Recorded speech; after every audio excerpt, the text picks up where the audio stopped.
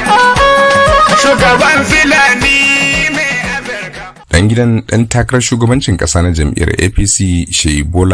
Tinubu ya kai ziyara ga shugaban kungiyar Fulani makiyaya ta Miyatti Allah Kautal Hore na Afirka Dr Alhaji Bello Bodejo Lamido Fulbe a fadarsa da ke Maliya Cattle Market don wada jihar Nasarawa. Sai Ahmed Tinubu ya kai ziyarar a yayin da ya jagoranci kungiyar matasa ta APC City Boy Youth Movement CBYM masu goyon bayan takarar Tinubu da Shatima a zaben shekara ta 2023. A yayin jawabinsa, Seyi Ahmed Tinubu ya yi kira ga matasa wajen tabbatar da sun karbi katinansu na rajistar zabe tare da zaben Bola Ahmed Tinubu da Shatima a zaben shekara ta 2023 yadda za a dama da su a cikin tafiyar. Seyi Tinubu ya ce kungiyar matasa ta APC City Boy Youth Movement za ta haɗa hannu da kungiyar ta Miyatti Allah Kautal Hore wajen tabbatar da nasarar jam'iyyar APC a yanzu zabuka na shekara ta 2023. A yayin nasa jawabin shugaban kungiyar matasan Favour Abayomi wanda shi ma ya buƙaci goyon bayan kungiyar ta Miyatti Allah Kautal Hore ga takarar shugabancin kasar na Tinubu da Shatima ya bayyana 'yan takarar a matsayin mafi cancanta wajen shugabancin kasar nan. A yayin da yake mayar da jawabi, Alhaji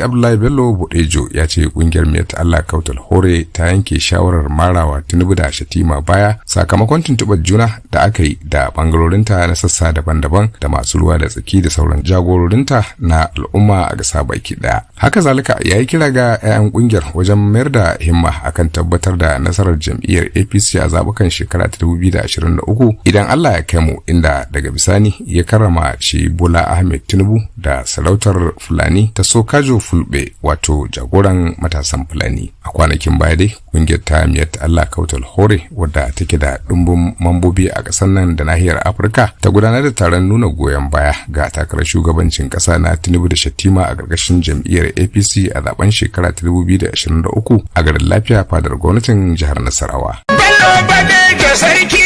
Allah ta yama shugaban Fulani